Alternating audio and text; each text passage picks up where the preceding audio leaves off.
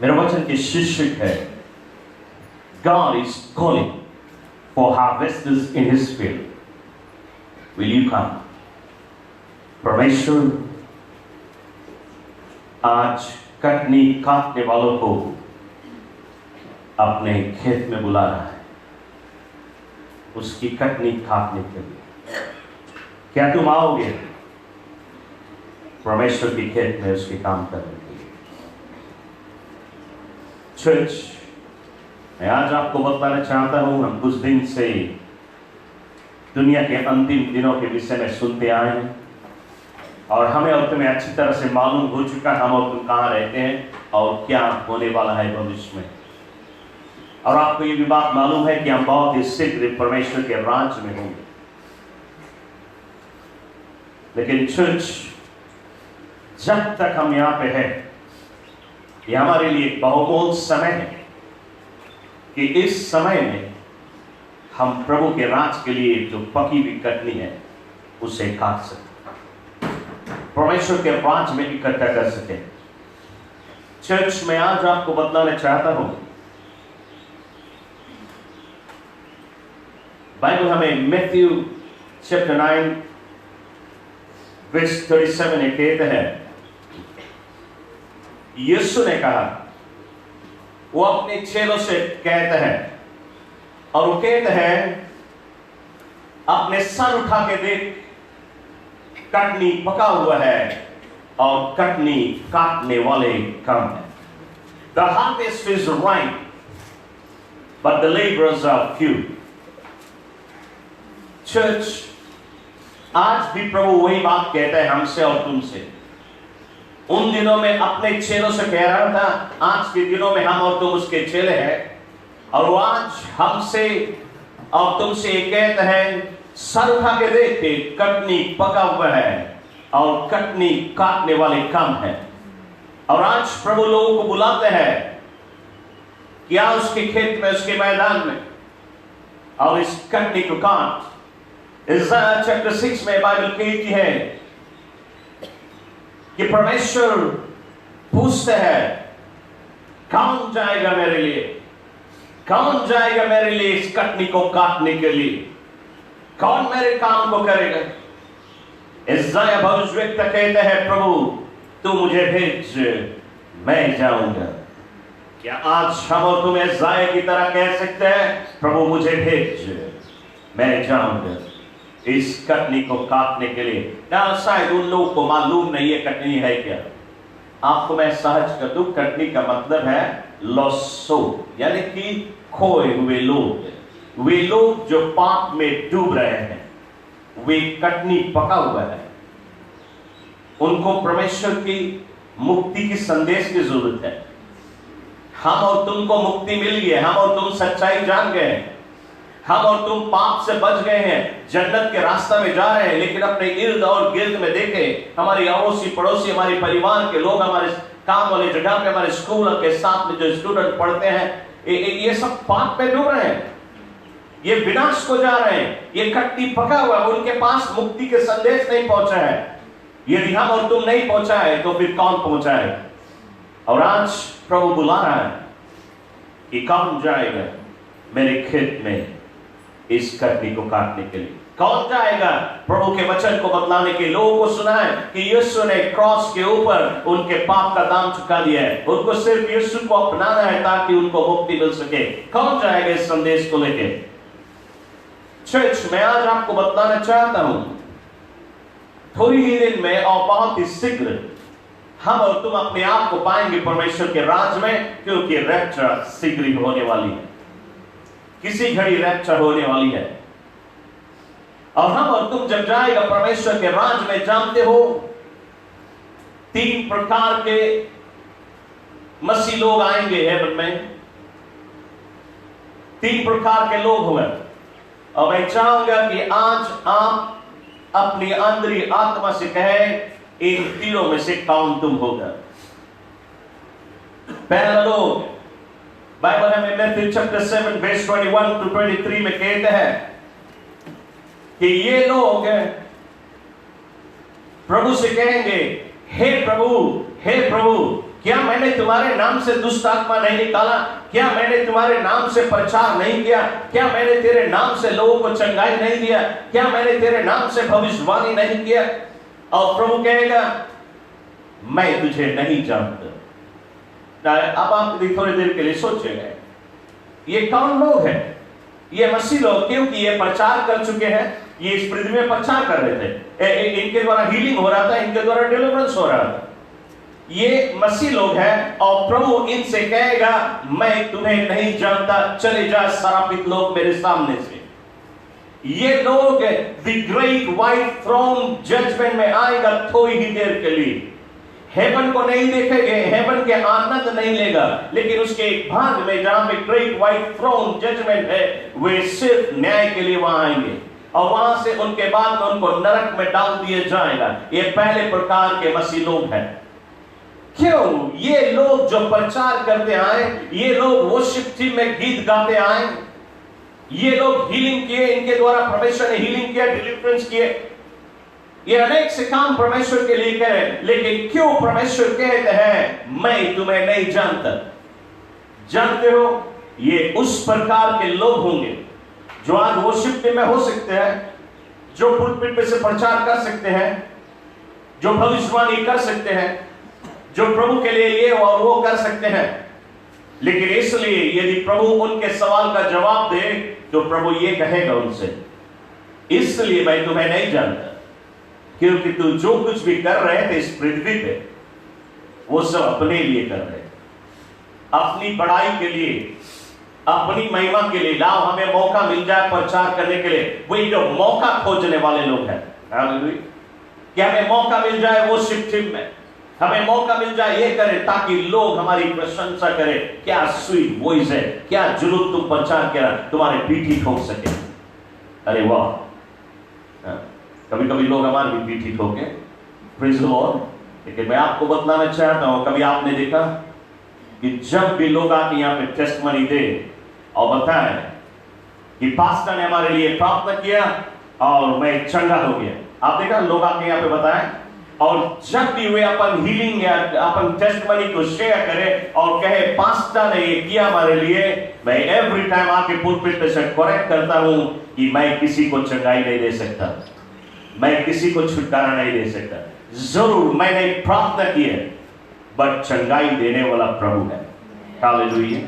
तो आज आपको मैं सिखलाना चाहता हूं, आज आप जो कुछ भी करें प्रभु के लिए प्रचार करें, वो शिफ्टिंग में गीत गाए, म्यूजिक बजाए, कभी महिमा ना ले। कोई आपके पीठी ठोके, बहुत जुलूम म्यूजिक बजाए, बहुत जुलूम गीत गाता, तुम्हारा बहुत स्वीट वॉइस है, एवरी टाइम महिमा परमेश्वर तुझे, ये करने वाला प्रभु है। यदि तुम अपने लिए करेगा, उस दिन प्रभु कहेगा कौन है तुम, हम तुम्हें नहीं जानता।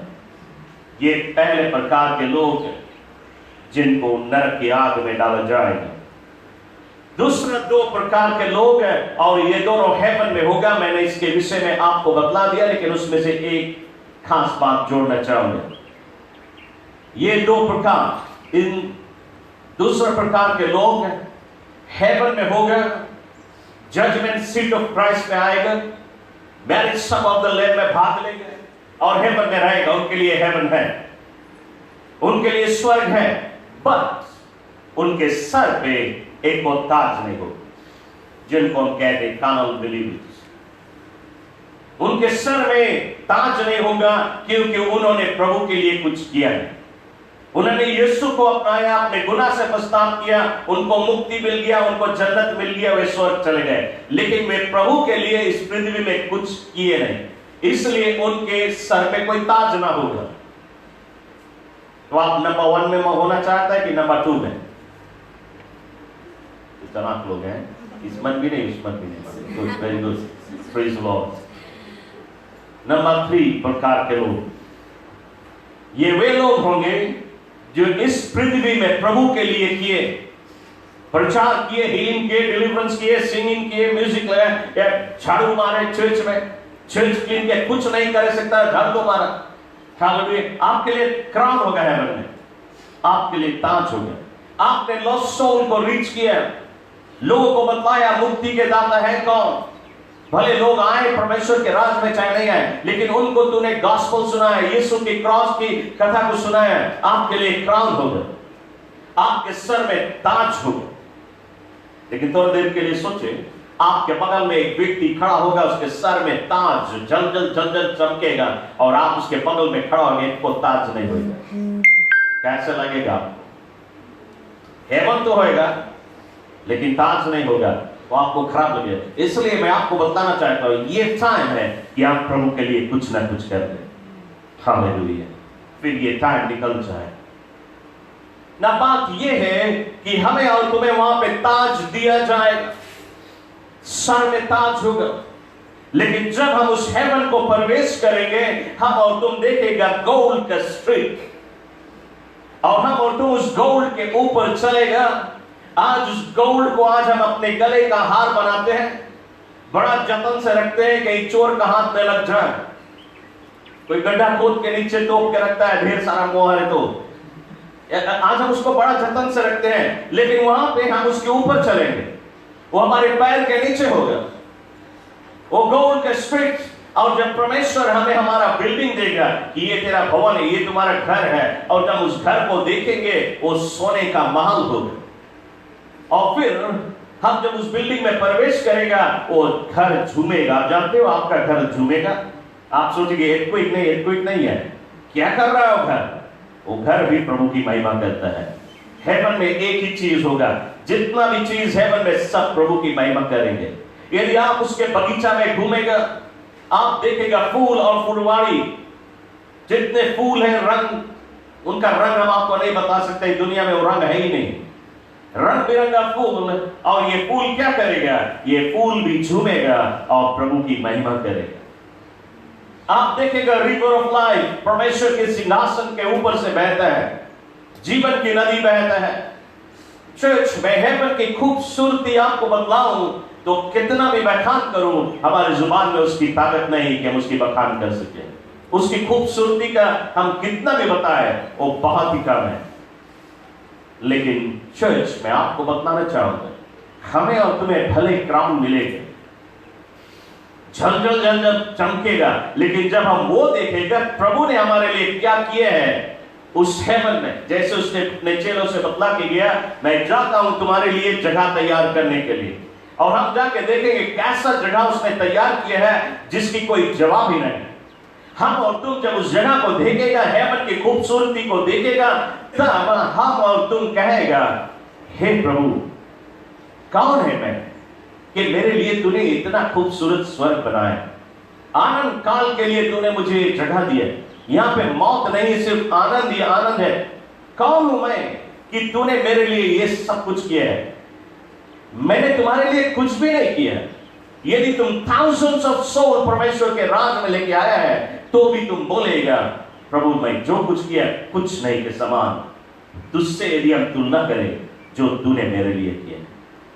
चर्च, आप थाउजेंड्स ऑफ क्राउन भी आपके सर में होगा, तो भी आपको लगेगा मैंने कुछ नहीं किया प्रभु के लिए।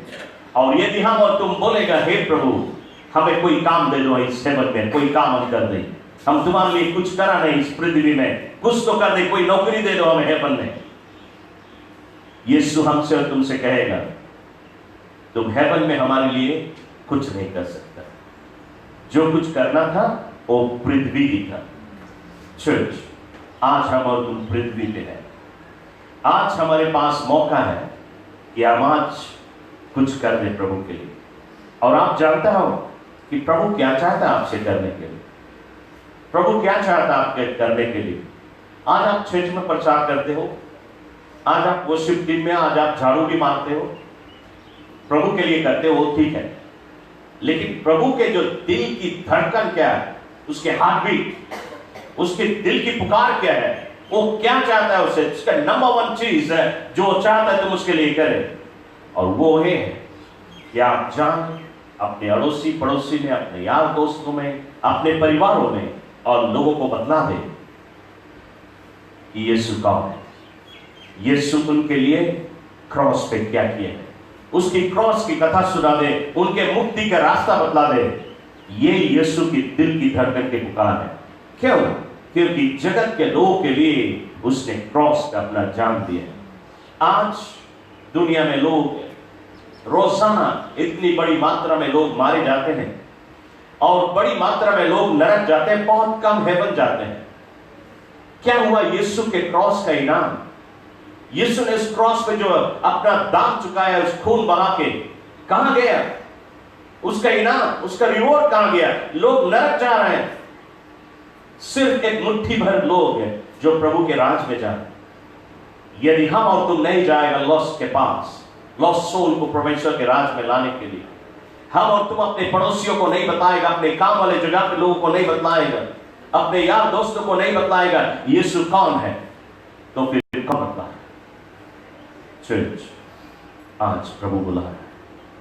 बाइबल हमें मार्क 16:15-18 में कहती है, यीशु ने आज्ञा दी है आपने लोगों को, और कहता है go throughout the whole world and preach the gospel to all mankind.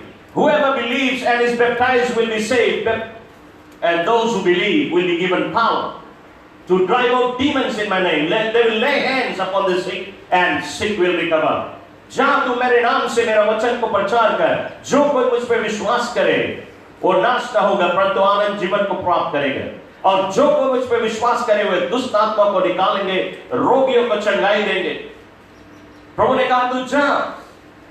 इस जगह पे वचन ये नहीं कहता है pastors go throughout the whole world, evangelists go throughout the whole world, apostles go throughout the whole world, disciples and prophets go throughout the whole world। वो ऐसा नहीं कहता है those who believe, वो कहता है those who believe। आज आप चाहे कुछ भी हो, चर्च में कुछ भी करने लायक नहीं। प्रभु ने कहा आप मुझ पे विश्वास करता है, आप जा सकते हैं, लोगों को बतला सकते हैं कि यीशु ने क्रॉस पे क्या किया है। और तुम जब जाएगा तुम्हारे पीछे कोई चलेगा, जानता कौन चलेगा? बाइबल कहता है science and wonders will follow you. चिन्ह तुम्हारे पीछे पीछे चलेगा, आश्चर्य कर्म तुम्हारे पीछे पीछे चलेगा। जब तुम किसी को गॉस्पेल बताएगा, उनके लिए प्रार्थना करेगा, उनका रोग, उनका बीमारी रोग उन्हें छोड़ के चला जाए, क्योंकि अनॉइंटिंग आती है जब वचन प्रचार की जाती है। परमेश्वर नहीं देखता है कि पादरी प्रचार करता है कि कौन प्रचार करता है, कोई those who believe तो प्रचार करेगा। बाइबल कहती है साइंस एंड वंडर्स, वंडर्स का मतलब है ऐसा आश्चर्य कर्म करेगा प्रभु आपके द्वारा कि जिसके जीवन में आश्चर्य कर्म होगा वो मुंह खोल के ताकता रह जाए, क्या हो गया है? ऐसा कैसे हो सकता है? डॉक्टर ने कहा ये नहीं हो सकता है, कैसे हो गया? या अजीब कार्य आपके द्वारा हो गया, ये नहीं कि पादरी के द्वारा। Those who believe, जो प्रभु पे विश्वास करता है उनके द्वारा आश्चर्य कर्म हो गया। तो आपको सिर्फ जाना है, अपने विश्वास को इस्तेमाल करना है। यदि आप जाएंगे नहीं तो आप देखेगा नहीं, आप जाएगा आप देखेगा, आपके द्वारा कई लोग परमेश्वर के राज में आए। आप जाएगा तब आप देखेगा आश्चर्य कर्म होती हुई, लेकिन आप नहीं जाएगा तो कुछ नहीं होगा। प्रभु आज आपको बुलाना है। चर्च में आपको बतलाना चाहता हूं, क्या आप जानते हो एवरी सेकंड में दुनिया में 3 लोग मरते हैं। एवरी सेकंड, हर 5 मिनट में 900 लोग मारे जाते हैं। एवरी 5 मिनट 900 लोग मारे जाते हैं, और इसमें से बड़ा मुश्किल बात है कि 100 हेवन जाता है।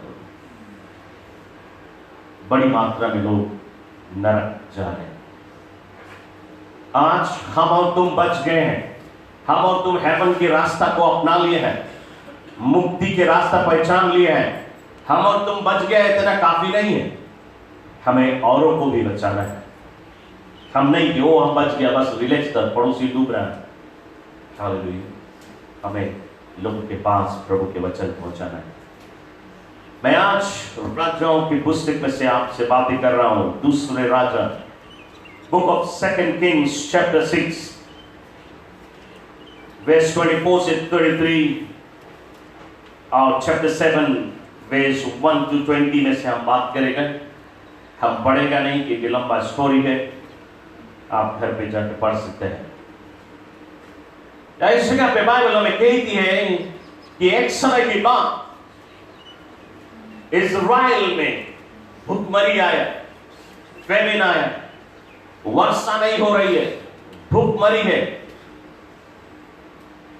ना। उन दिनों के विषय में मैं आपको समझाना चाहूंगा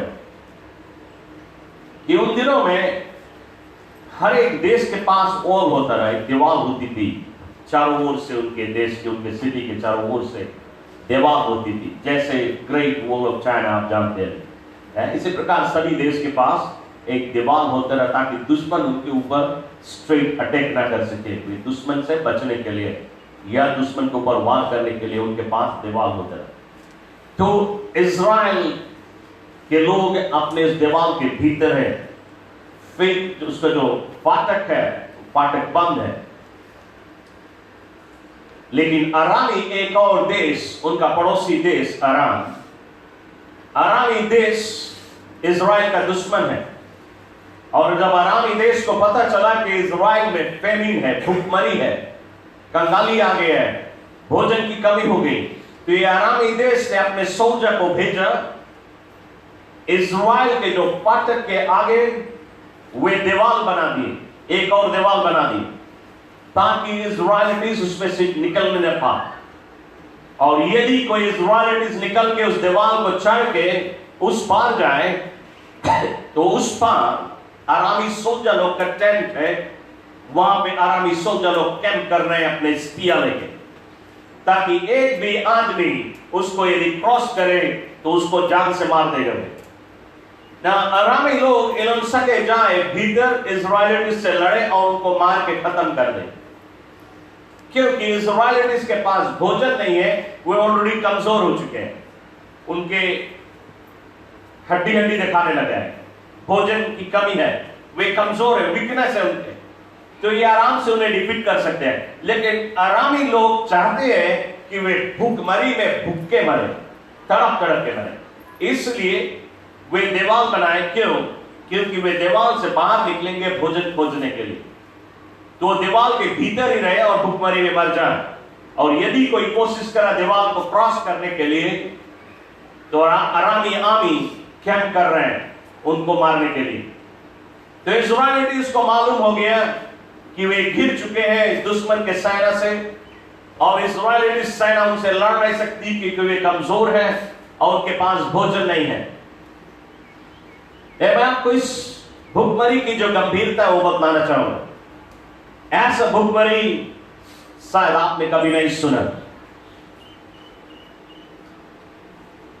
इज़राइल में सभी प्रकार के भोजन खत्म हो गए,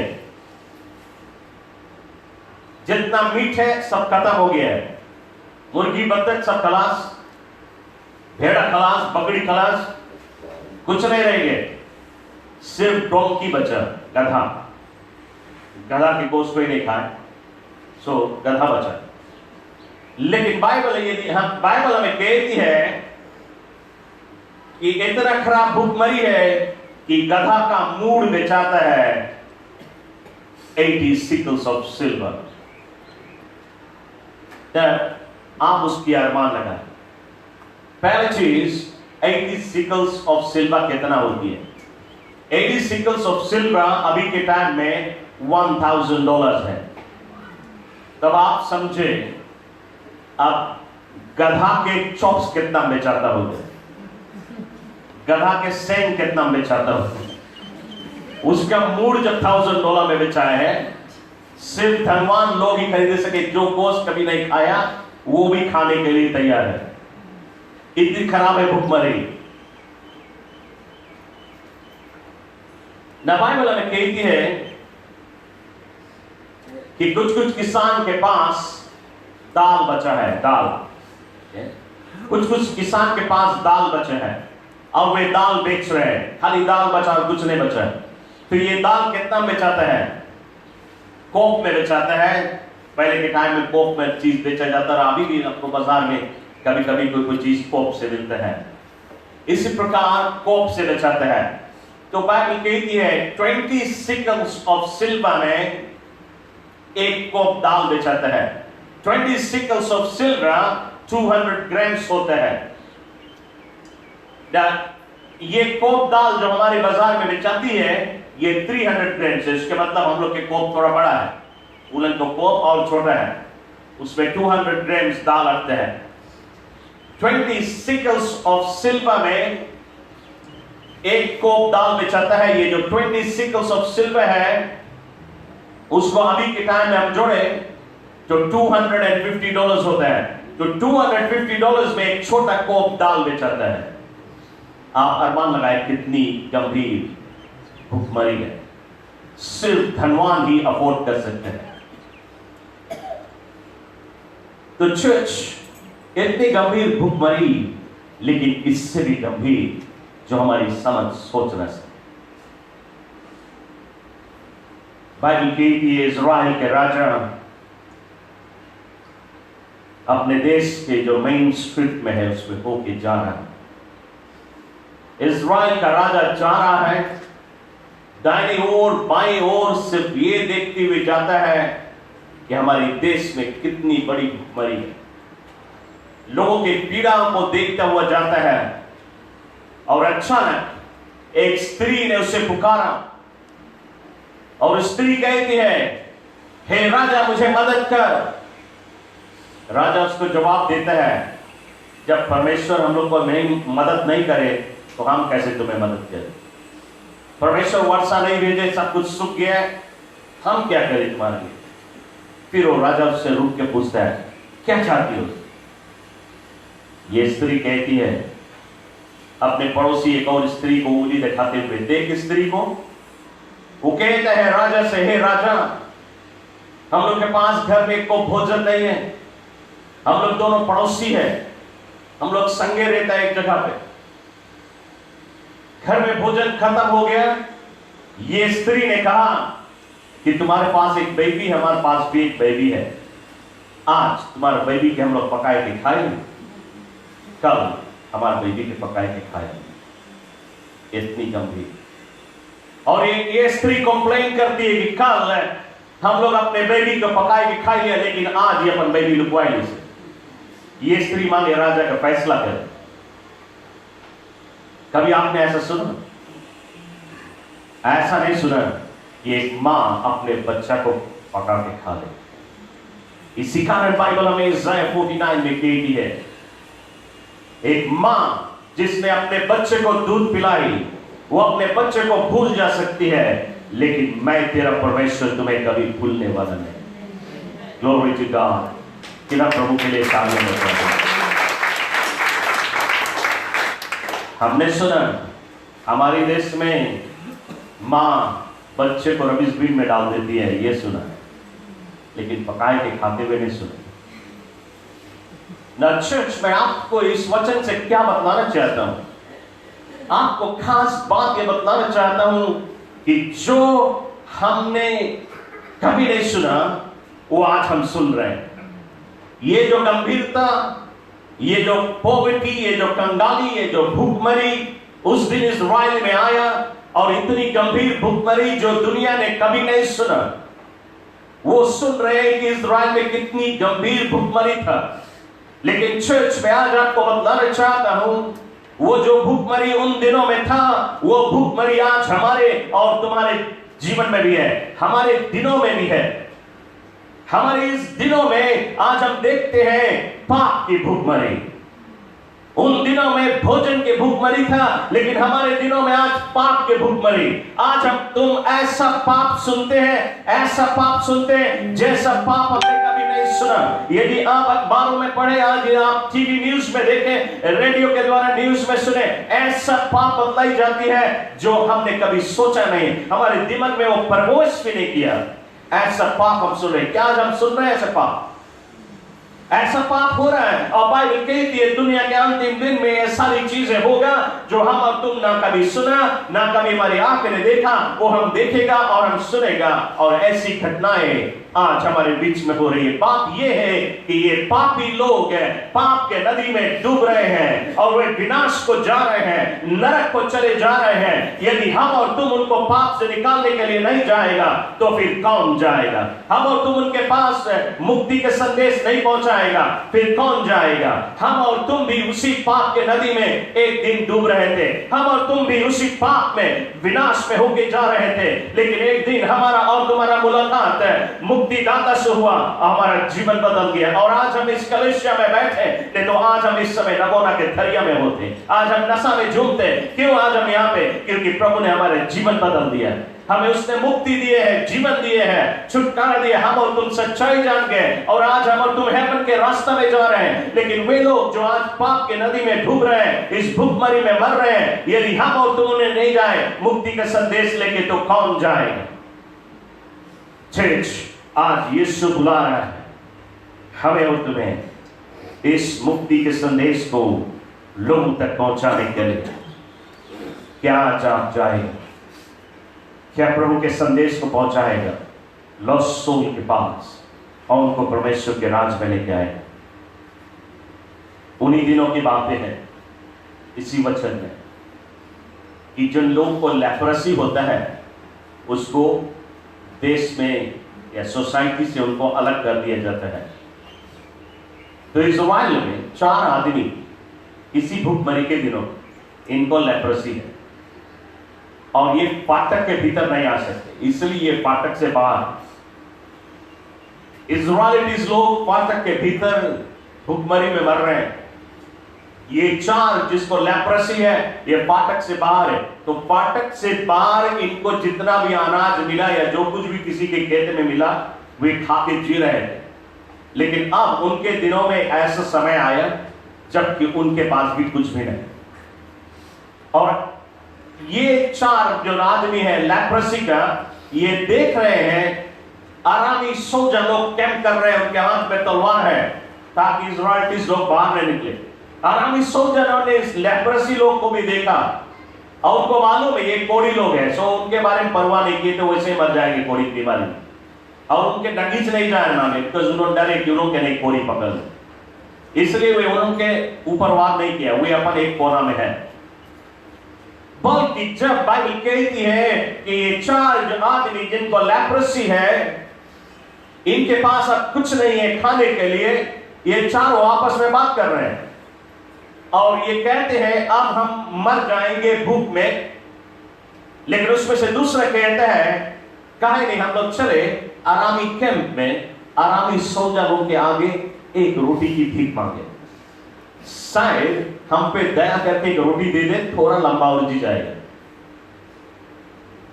दूसरा कहता है कि यदि हम जाएंगे, वैसे हम लोग के कोड़ी है, उन्होंने नहीं मांगे हम लोग, उस पिया खींच के हम लोग के मार दे।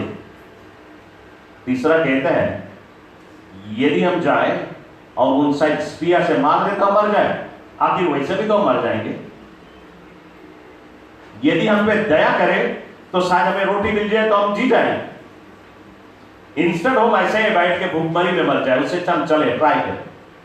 और ये 4 हो गए और थोड़ा दूर से उनके कैंप से थोड़ा दूर से पुकार रहे हैं कि आरामी सोल्जर लोग हम पे दया कर एक रोटी दे दे, क्योंकि आरामी टेंट में बहुत सारा भोजन है और ये भोजन की मांग कर रहे हैं, लेकिन उधर से एक जवाब नहीं आता है। और ये 4 आदमी धीरे धीरे निकट गए कि उनको शायद सुना नहीं रहा है। वे निकट गए, टेंट के बिल्कुल करीब से पुकार रहे हैं कि हम पे दया कर, लेकिन कोई जवाब नहीं आता है। तो धीरे से ये 4 ने एक टेंट के अंदर में झांक के देखा और वो देखते हैं भोजन सब भरा हुआ है उनके टेंट में, लेकिन एक भी सोल्जर नहीं। बाकी टेंट में देखा, सभी टेंट खाली है लेकिन भोजन भरा हुआ है। इसके पीछे क्या राज है, मैं आपको राज बता दूं। बाइबल कहती है कि उस रात पहले परमेश्वर ने आरामी लोग के लिए उनको एक आवाज दी है, ऐसा आवाज जैसे कि थाउजेंड्स ऑफ घोड़ा एक साथ में दौड़े। उसकी आवाज कैसे होती है? ये आरामी लोगों ने ये आवाज सुना कि हजारों घोड़ा दौड़ रहे हैं और आरामी लोग ने आपस में बातें किया कि जना कोई और देश के आर्मी आ रहा है लोग के ऊपर वार करने के लिए, भागो।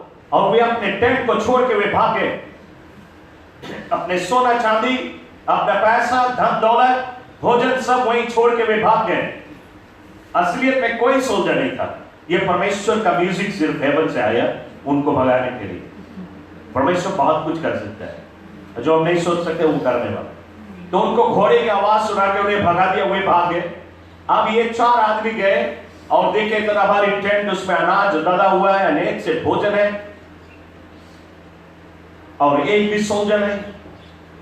वे जाके अपना पेट भर के वे रिलैक्स कर रहे हैं, आराम कर रहे हैं। यही कहते हैं अब तुम्हारी जिंदगी भर के उसमें भोजन है। लेकिन उसमें से एक कहता है, देख काय हम लोग के शरीर में कोड़ी है, हम लोग उल्टा काम तो करा है, पाप तो करा पहले, तभी तो कोड़ी हुए हम लोग। लेकिन हम लोग एक और पाप करेगा, पता नहीं कौन सजा फिर आई है हम लोग के ऊपर। हम लोग जनता, हम लोग के पड़ोसी, हम लोग के इजराइलीज लोग, हम ही लोग के लोग हैं, भूखमरी में मर रहे हैं और हम लोग के पास इतना भोजन है हम लोग खाई भी नहीं पाएगा, जिंदगी भर में नहीं खत्म हुई। चलो हम लोग उनके आगे, फाटक के आगे खड़ा होकर ऐलान कर दे कि वे भी आके भोजन करें, नहीं तो हम लोग के ऊपर सजा आ जाए।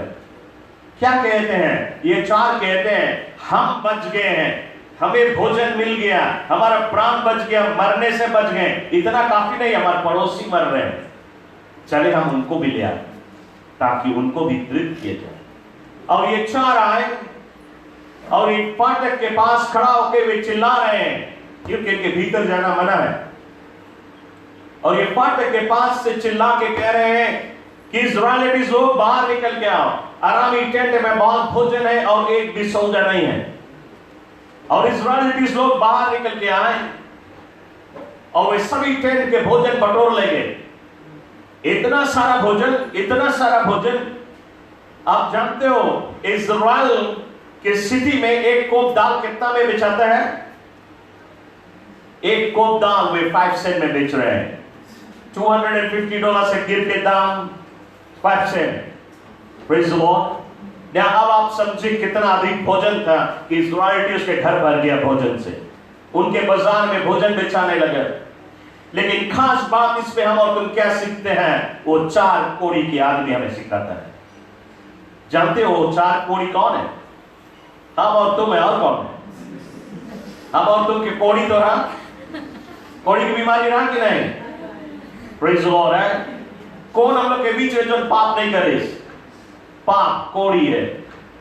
कोड़ी का दूसरा अर्थ है पाप, सिन। हालेलुया। तो हम और तुम सब पापी थे, लेकिन प्रभु ने अपने लहू से हमें धो के साफ कर दिया है और हम अब जन्नत के रास्ता में हेवन जा रहे हैं। लेकिन अपने अड़ोसी में देखे, पड़ोसी में देखे, परिवार में देखे, अपने काम वाली जगह, अपने स्कूल में देखे, आपके साथ में जो बच्चे पढ़ रहे हैं, आपके साथ में जो काम कर रहे हैं, आपके पड़ोसी, वो सब डूब रहा है, उस पाप के नदी में डूब रहा है और विनाश की ओर जा रहे हैं, भूखमरी में मर रहे हैं। पाप की भूखमरी है उनके जीवन में। यदि हम और तुम उनके पास मुक्ति के संदेश ना पहुंचाए तो फिर कौन पहुंचाएंगे? ये 4 कोड़ी बातें कर रहे हैं कि यदि हम यही रिलैक्स करते रह जाए कि हमारे ऊपर और डर ना आ जाए, हम और तुम इस चीज में बैठ के आराम से रिलैक्स करते रह जाएगा, लॉस्ट सोल के पास नहीं पहुंचेगा। हम लोग ऊपर डर नहीं है, वही नहीं करना। Praise the Lord. तुम जाएगा चाहे नहीं जाएगा, तुम्हारा हेवन है, लेकिन क्राउन नहीं मिलेगा। Praise the Lord. तो आप ऐसा मसीह ना बने जिनके पास क्राउन ना हो, जाए लॉस्ट सोल के पास, लोगों को बतलाएं कि प्रभु ने आपके लिए उस क्रॉस पे क्या किया है। अंत में मैं आपको बताना चाहूंगा, एक समय की बात, एक नौजवान आदमी, ये अपने देश में बहुत ही जाना पहचाना था। इसका नाम, सभी ओर इसके नाम की चर्चा थी क्योंकि ये सबसे बड़ा क्रिमिनल था। सभी लोग इससे डरते थे। जहां चाहे जब चाहे वो डाका डालता, लोगों को लूट लेता, लोगों को हत्या करता, वगैरह वगैरह। एक दिन इसकी मां क्रिश्चियन था, लेकिन बेटा क्रिमिनल। उसकी मां प्रार्थना करती रही अपनी जिंदगी भर, चर्च में प्रेयर रिक्वेस्ट में भी उसका नाम छोड़ती थी। कई लोगों से प्रार्थना कराया अपने बेटा के लिए कि उसको मुक्ति मिल जाए, लेकिन उसका बेटा बदला नहीं। उसकी मां मर गई।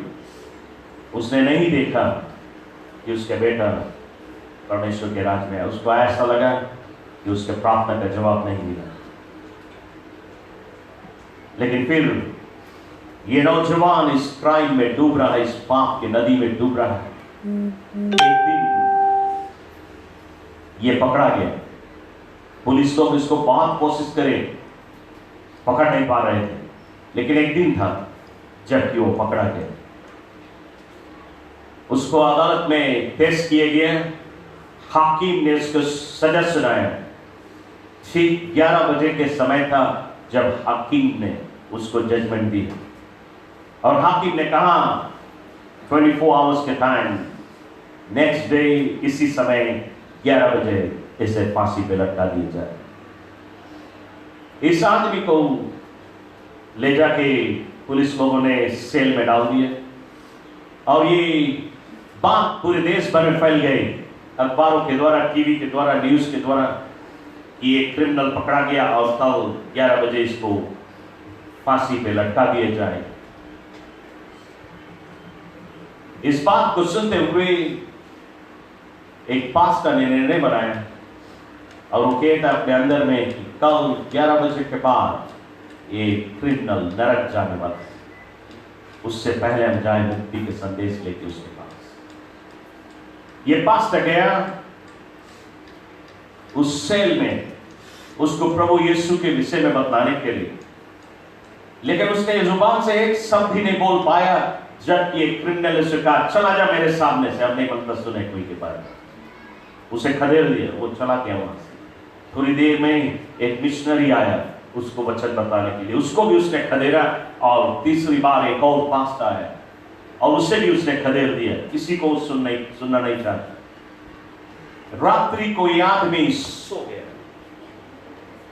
और जब ये सो रहा था इसने एक सपना देखा,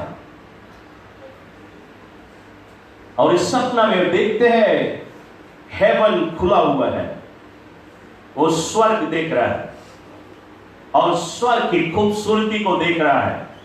सोने के महल देखते हैं, सोने के स्ट्रीट देखते हैं, फूल फुलवाड़ी को देखते हैं। ऐसा स्वर्ग, ऐसा चीज उसने कभी नहीं देखा। और जब वो ध्यान से देख रहा है, अचानक से उसने देखा उसकी मां को।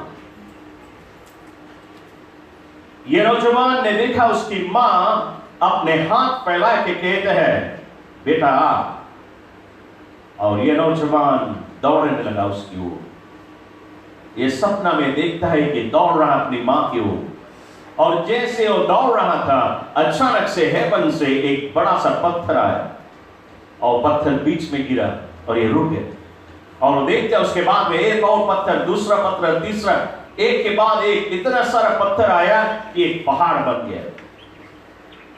अब उसको हेवन नहीं दिखाता है, तो ये अच्छी तरह से देखते हैं हर एक पत्थर पे इस नौजवान का नाम लिखा हुआ है। और फिर वो देखते हैं उसी पत्थर पे उसका नाम, और उसके बगल में इस दिन इस तारीख को इतना बजे तुम याला पाप करा। हर एक पत्थर पे उसका पाप का नाम, उसका सारा रिकॉर्ड है। इस दिन तुमने इस क्राइम को किया है, इस दिन ये पाप को किया। तो उसको मालूम हो गया कि मेरा पाप ही मुझे हेवन जाने से रोकता है। उसका पाप उसको हेवन जाने से रोकता है। ये पहाड़ है, और पहाड़ उस पार हेवन है।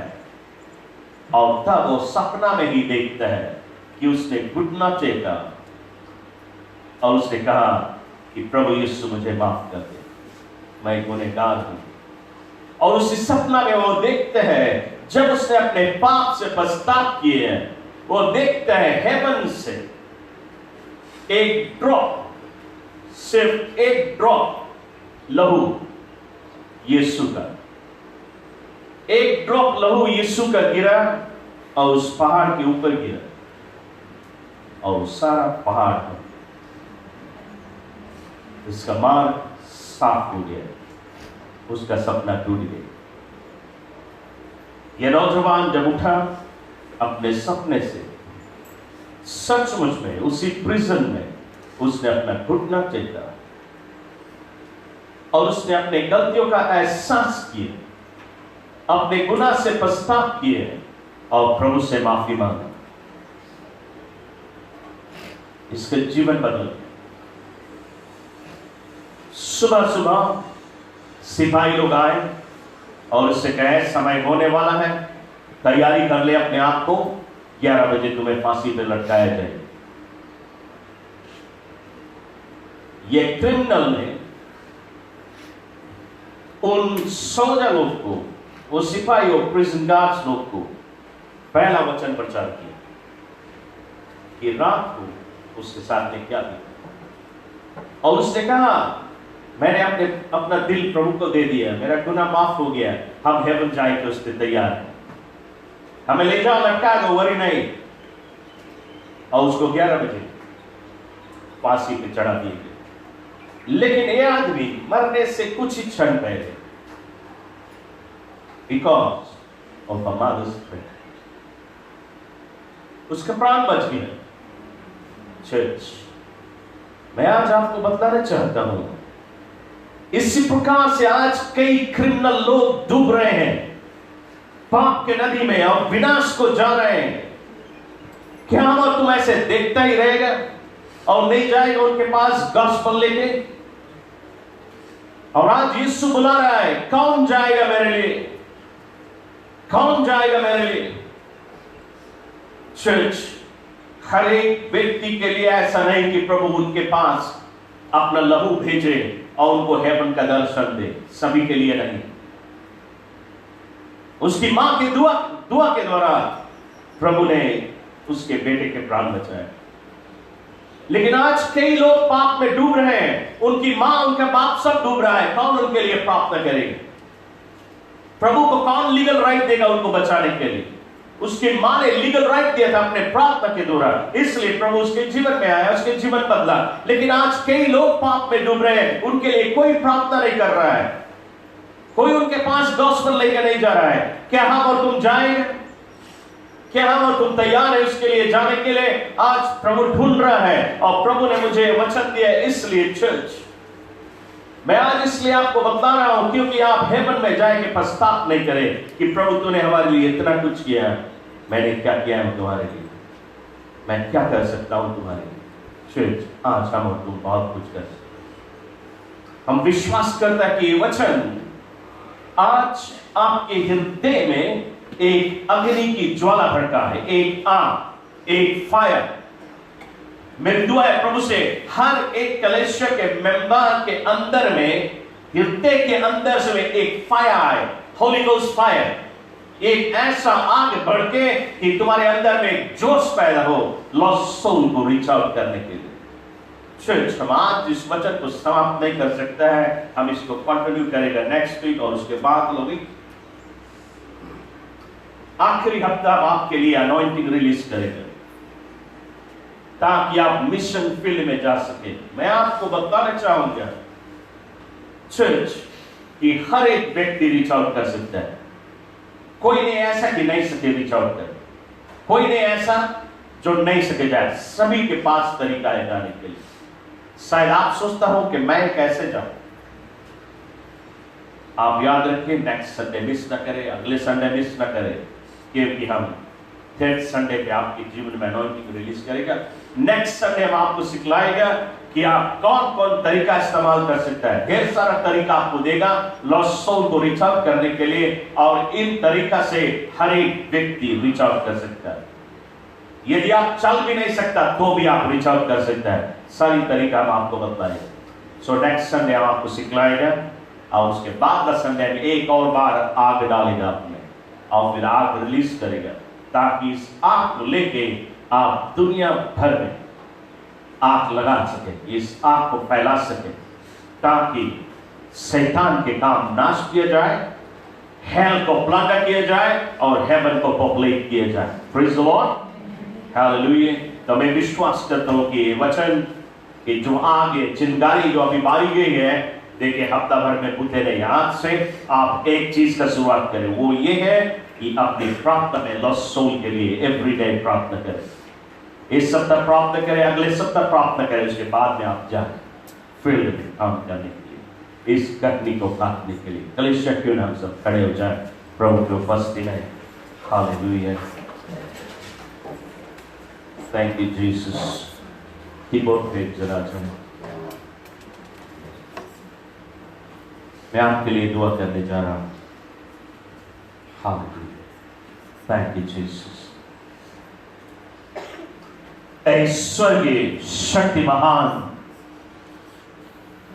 मेरे अब्बा पिता परमेश्वर, हे हमारे बाप, हम आज खास तौर से तुझसे प्रार्थना करते हैं कि कुछ ही महीने पहले तूने मुझे यह वचन दिया एवेंजलिज्म के लिए, हमारी चर्च के लिए। लेकिन आज के दिन तूने इस ठहराया कि इस वचन को बांटी जा, ताकि कलीसिया में एवेंजलिज्म की आग की ज्वाला भड़काई जाए, ताकि ये कलीसिया जिसको तूने पुकारा है इस अंतिम घड़ी में इस हार्वेस्ट को, इस कटनी को काटने के लिए, ताकि ये लोग जा सके। मेरे बाप, तूने मुझे जो वचन दिया मैंने आज तेरे लेबरर्स के बीच में बांटे। मेरी दुआ है ये वचन जो आज लोगों ने सुना है, ये जो इनके हृदय में बसी है, मेरी दुआ है प्रभु इनके हृदय में ये वचन प्रभु जी फलवंत हो, ये उगे और फल लेके आए। सप्ताह भर में दुश्मन ये वचन इनके जीवन से चुराने न पाए। प्रभु जी ये इनके दिल की जो भूमि है, उस भूमि में प्रभु जी ये बीज उग जाए। मेरे बाप, हमारे बाप, हम प्रार्थना करते हैं ये वचन के द्वारा प्रभु जी इस कलीसिया के अंदर में एक ऐसी अग्नि की ज्वाला भड़के, एक ऐसा आग भड़के हर एक के दिल के अंदर में। मेरे बाप, ये आग ऐसा बबल हो प्रभु उनके अंदर में से, ताकि प्रभु उनको शांति ना मिले जब तक किसी को गॉस्पेल नहीं सुना दे। उनके लिए तू द्वार खोल मेरे बाप, जहां जहां इनके लिए द्वार खुल जाए, ताकि ये लोगों तेरे क्रूस का संदेश दे सके। मेरे बाप, हम प्रार्थना करते हैं तो इस कलीसिया को अभिषेक कर दे। मेरे बाप, इस समय मैं मांगता हूं प्रभु उनके लिए जो ऑलरेडी तैयार है इस गॉस्पेल को ले जाने के लिए। मैं उनके जीवन में तेरी आग की अभिषेक इस समय रिलीज करता हूं। So just lift up your hand and receive the touch of the Master's hand. Receive that fire. इस समय स्वर्ग से वो आग आ रही है, आपके जीवन में वो आग आ रही है, क्योंकि जब यशायाह ने कहा प्रभु मुझे भेज, मैं जाऊंगा, बाइबल कहती है उसी समय स्वर्ग दूत ने अपने हाथ में आग लेके आया, आग के अंगार, और यशायाह की जुबान में डाल दिया ताकि वो लॉस्ट सोल को पहुंच सके। जब उस दिन यशायाह के लिए आग आया, क्यों नहीं हमारे दिनों में आएगा? क्योंकि हम उस परमेश्वर की सेवा कर रहे हैं जो कल था वो आज है और युगाना युग एक ही जैसा रहने वाला परमेश्वर। इसलिए मेरे बाप, मैं तुझसे आज दुआ कर रहा हूँ, ये हाथ जो उठी है तेरे और मेरे बाप है, ये लोग तैयार है तेरी सेवकाई के लिए, इसलिए इन्होंने आपके लिए अपना हाथ उठाए हैं। मेरी दुआ प्रभु आज एक भी व्यक्ति खाली ना जाए। यदि ये सच बात है कि उस दिन तूने यशायाह के लिए प्रभु जी स्वर्गदूत के हाथ से आग भेजाया था, इस समय प्रभु तेरे स्वर्गदूत आए, 100 संख्या में आए तेरे स्वर्गदूत और उस अग्नि की ज्वाला लेके आए, वो आग लेके आए और तेरे बच्चे के जुबानों में डाल दे, उनके हाथों में डाल दे, ताकि ये रीच आउट कर सके। ये आग उनके पैर में आए, ये पैर रुके नहीं, बल्कि ये जाए तेरे संदेश को लेके, तेरे गॉस्पेल को लेके जा सके। Father, I now release your anointing upon the congregation. I release the fire of the Holy Ghost. I release the fire in the mighty name of Jesus. प्रभु के महान नाम में कलीसिया में आग बढ़ने लगे, तेरी आग बढ़ने लगे, तेरी आग बढ़ने लगे।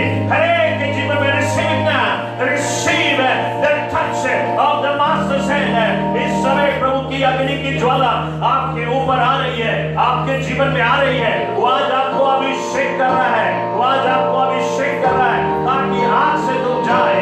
उसने अपनी आग को तुम्हारे जुबान